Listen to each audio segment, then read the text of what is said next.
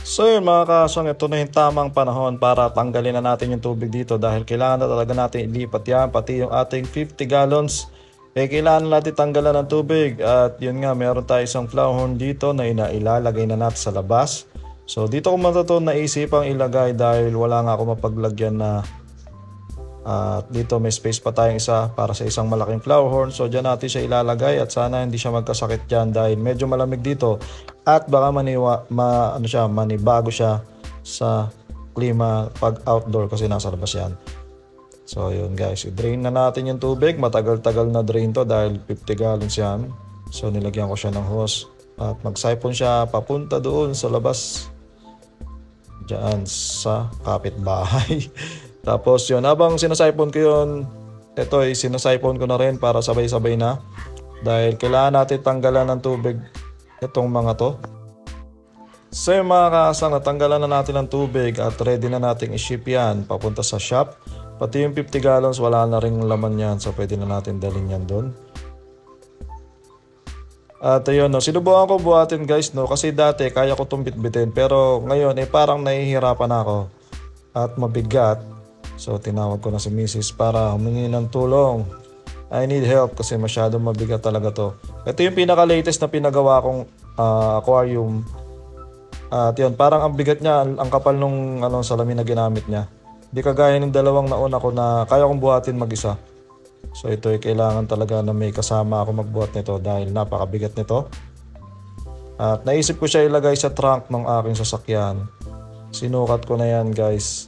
At may ipapasok ko siya na nakausli ng konti.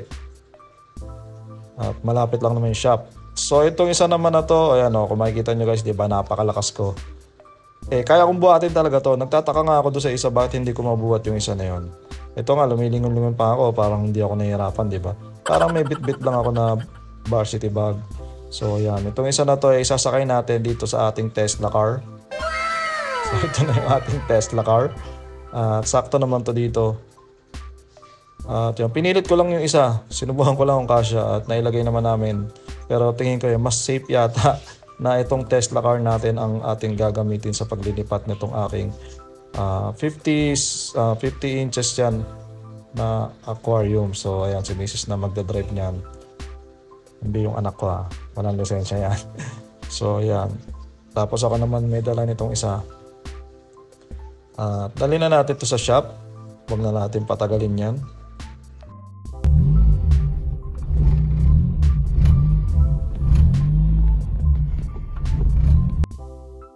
So yung mga kasang, nadala na natin. At ito na yung isa. Hinabol na natin. Sa Tesla car na lang din natin nilagay. So yan, tatlo na sila dyan. At kailangan na lang natin yung stand. Alright.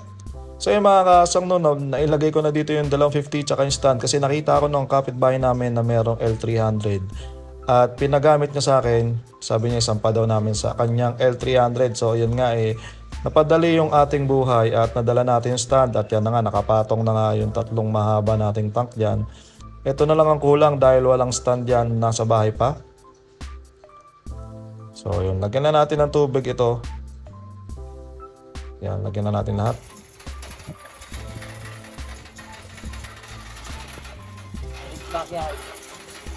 Backyard limited edition. Limited edition t-shirt.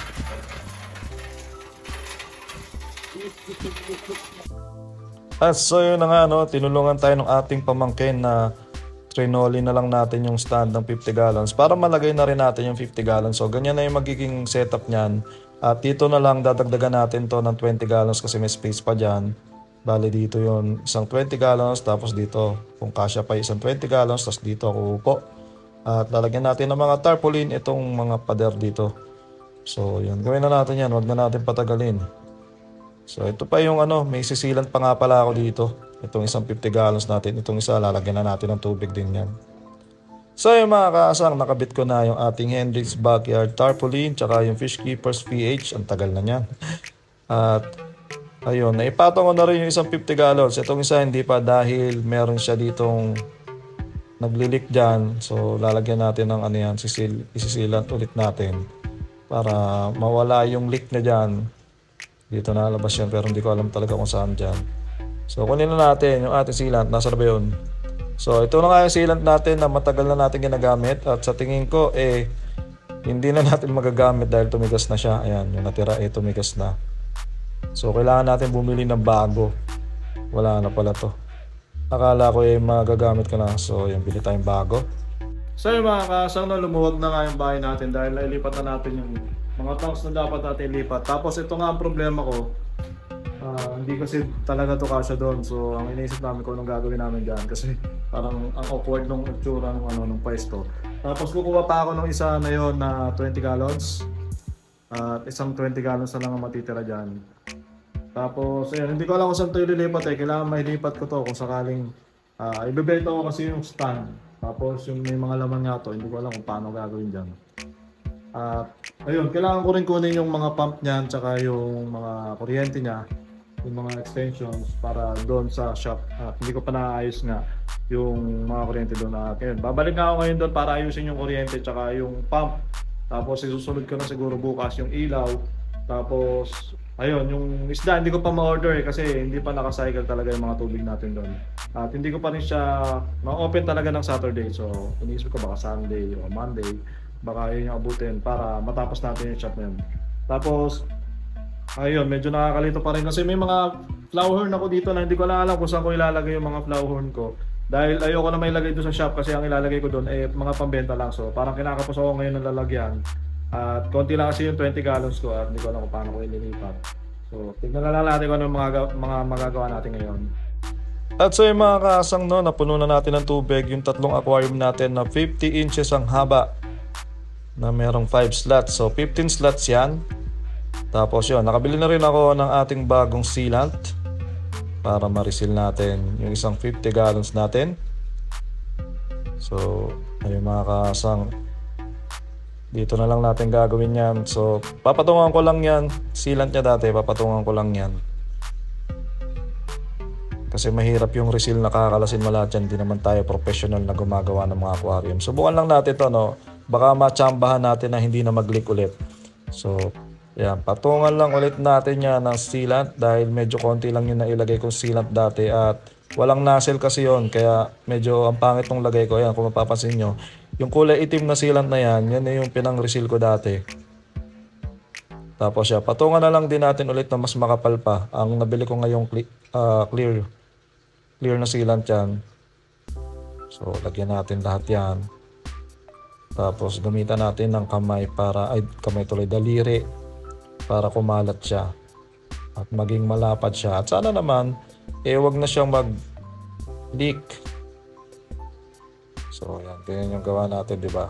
Pinatungan natin. So hindi masyadong kita kasi clear.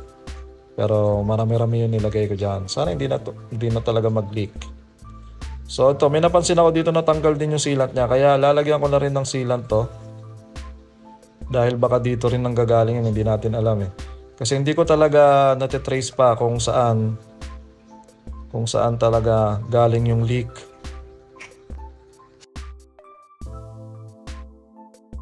So yun, lagyan na rin natin tong part na to dahil natanggal yung sealant niyan dyan. Yan. Tapos yung papalitan ko ng mahabang ilaw to kasi mas maganda talaga maliwanag yung shop. So nagdala ako ng mahabang ilaw para ipalit doon sa ating bulb. At ayun mga kasang ganito na yung magiging setup talaga natin. Kulang na lang dyan tubig at patutuyuin ko na lang yung sealant nyan para malagyan natin ng tubig yan. Tapos itong mahaba natin, may tubig na yan. So bukas pwede na natin lagyan ng isda yan. Yung mga tarp natin nandyan na. So ayun, tapusin na natin ang video to. Peace out!